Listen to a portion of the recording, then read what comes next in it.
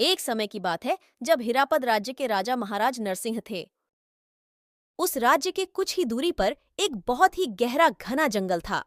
उस जंगल में बहुत सारे हिंस्र पशु जैसे शेर, चीता, बाघ, भालू, गीदड़, लोमड़ी, जहरीली सांप रहते थे। उस राज्य के लोग जंगल में बहुत जरूरत पड़ने पर ही जाते थे। इसी कारण उस जंगल में 3 चुड़ैल बहनें आराम से रहने लगीं। जब भी कोई अकेला इंसान जंगल में जाता था, उसको मारकर खा जाते थे और लोग समझते थे कि कोई जंगली पशु खा गया। उसी राज्य के एक गांव में एक बहुत ही गरीब लकड़हारा रामू अपने परिवार के साथ रहता था। वह अपने परिवार की जरूरतों को पूरा करने के लिए लकड़ियां काटकर बेचा करता था। एक दिन रामू अपने पत्नी से कहता है, आज मैं लकड़ियां काटने जंगल के अंदर तक जाऊंगा क्योंकि सामने की सारी सूखी लकड़ियां खत्म हो गई हैं। लेकिन वह जंगल तो बहुत ही खतरनाक है। वहाँ कितने लोगों की जान चली गई है, इसलिए आप वहाँ मत जाओ। अगर मैं लकड़ियां काटने नहीं गया तो बच्चे क्या खाएंगे? तुम चिंता मत करो, मैं लकड़ियां काटकर जल्दी ही वापस आ जाऊंगा। फिर वह जंगल की ओर जाने लगा। तभी उसे दूर से कुछ आवाजें सुनाई देने लगीं। रामू बहुत ही चालाक और बुद्धिमान था। उसने दूर से देखा कि 3 चुड़ैल आपस में लड़ रहे हैं। मुझे यहीं छुपकर ही इन तीनों की बात सुनना पड़ेगा। अगर ये मुझे देख लिए तो मेरी खैर नहीं। मैं चुपचाप यहीं खड़े रहकर ये लड़ क्यों रहे हैं, इस बात को समझने की कोशिश करता हूं।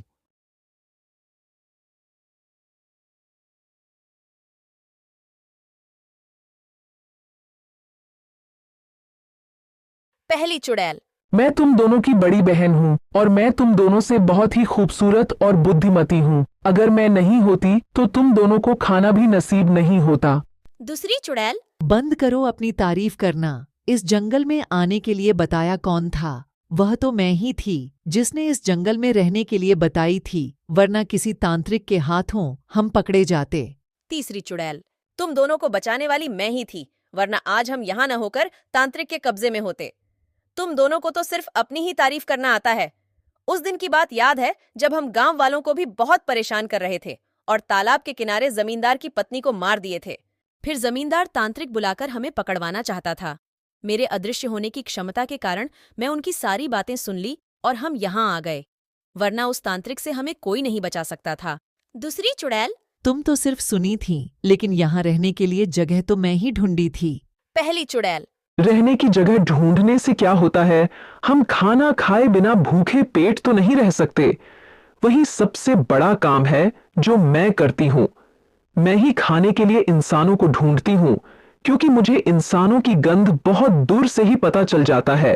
तभी पहली चुड़ैल मन में बोलती है, मुझे तो अभी भी इंसान की गंध आ रही है, लेकिन मैं तो आज शिकार ढूंढूंगी ही नहीं, मरे सब भूखे। दूसरी चुड़ैल, ठीक है, आज हम फिर से भूत राजा को बुलाते हैं, वहीं फैसला करेंगे कि कौन ज्यादा ताकतवर है। पहली चुड़ैल, हाँ हाँ, यही सही रहेगा। तीसरी चुड़ैल, बुलाओ बुलाओ, देखना भूत राजा मुझे ही ताकतवर बताएंगे और फिर मैं ही चुड़ैलों की रानी बनने वाली हूँ। दूसरी चुड़ैल, तुम चुप रहो, इसका फैसला तो भूत राजा ही करेंगे।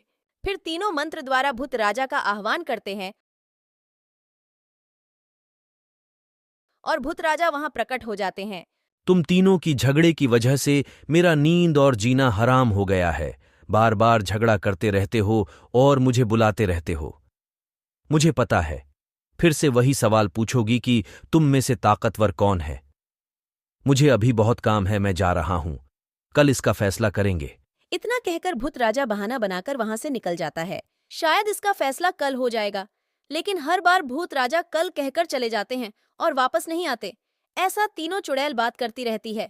इसी बात का फायदा उठाकर रामू साहस से उनके सामने जाता है और कहता है, तुम लोगों को मैं कुछ बताना चाहता हूं, सुनो मेरी बात। पहली चुड़ैल, तुम कहीं पास में ही थे, तभी मुझे तब से इंसानों की गंध आ रही है। चलो, आज शिकार खुद चलकर यहां तक आ गया है, तो इसे खाकर हम पहले अपनी भूख मिटाएं। अगर तुम मुझे खाना चाहते हो तो खा सकते हो, परंतु मैं तो यहां तुम में से कौन ताकतवर है इसका फैसला करने के लिए कुछ सलाह देने आया था। तुम तीनों बहुत अच्छे हो, इसलिए मैं तुम तीनों की समस्या सुनकर उसके समाधान का रास्ता बताने आया था। खैर, तुम्हें तो मेरी बात सुननी ही नहीं है।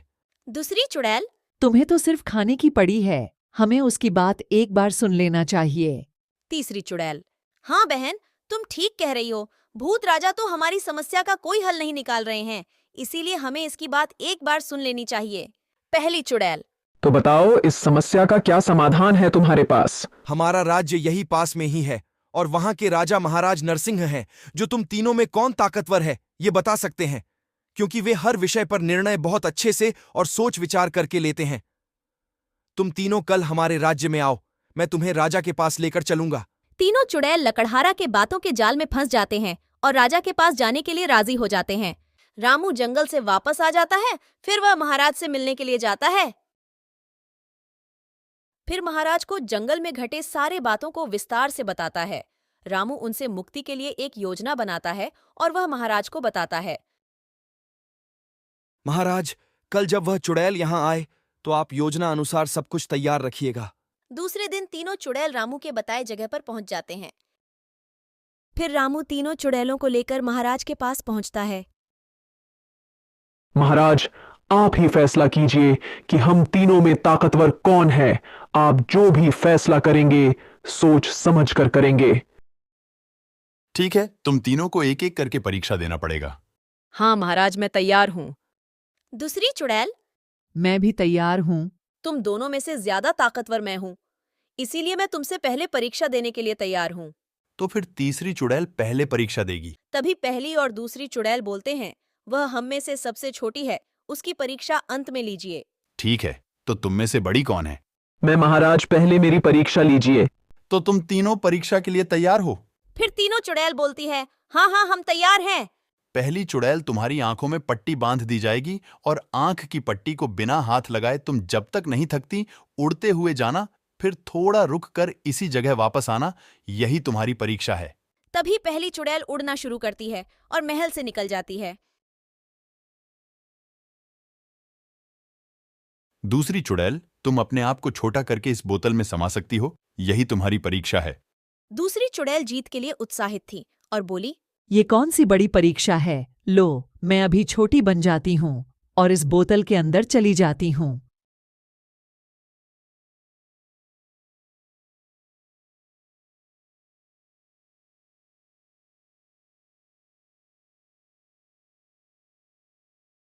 तभी तीसरी चुड़ैल बोलती है, आप इसे बंद क्यों कर रहे हैं? कहीं आप हमसे कोई चालाकी तो नहीं कर रहे हैं? मैं भला तुम लोगों से चालाकी क्यों करूं? तुम तीनों की परीक्षा पूरी होगी तभी मैं फैसला करूंगा कि कौन ताकतवर है। तब तक के लिए इसे यहीं रखा जाएगा। अभी तुम्हारी परीक्षा होगी। तुम हमारे साथ महल के बगीचे में चलो, वहीं तुम्हारी परीक्षा होगी। फिर महाराज, रामू और चुड़ैल बगीचे में पहुंचते हैं। योजना के अनुसार महाराज वहां पहले से ही आग जलाकर रखे थे। तुम्हारी परीक्षा ये है कि तुम इस आग को पार कर लो, तभी तुम सफल होगी। तीसरी चुड़ैल जीतने के लिए उत्साहित होकर आग को पार करने के लिए जाती है, तभी उसके शरीर में आग लग जाती है और वह जलने लगती है। मर गई, मैं मर गई, बचाओ बचाओ मुझे बचाओ, चिल्लाते हुए वह मर गई। दूसरी चुड़ैल को बोतल सहित आग में फेंक दिया गया। वह भी वहीं चलकर मर गई। पहली चुड़ैल उड़ते उड़ते जंगल, पहाड़, समुद्र पार कर गई, फिर समुद्र के उस पार जाकर थक गई। तब 2 दिन बीत गए थे, उसे भूख भी लगी थी। फिर वह सोची, मुझे यहाँ कोई नहीं देख रहा है। पहले मैं अपनी आंख की पट्टी खोलती हूँ और अपने लिए कुछ खाना ढूंढती हूँ, उसके बाद वापस चलूंगी। फिर जैसे ही वह अपने आंख की पट्टी खोली, उसे चारों ओर पानी और सुनसान जगह ही नजर आ रही थी। यह मैं कहाँ आ गई? मुझे बहुत भूख लगी है और यहाँ कुछ खाना भी नहीं मिलेगा। यहाँ से जाने का रास्ता भी नहीं पता। ये हम तीनों के झगड़े का ही फल है।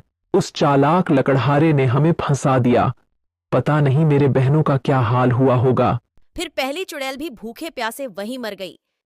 इधर महाराज लकड़हारे की बुद्धि के कारण उसे अपने सलाहकार के रूप में काम में रख लेते हैं।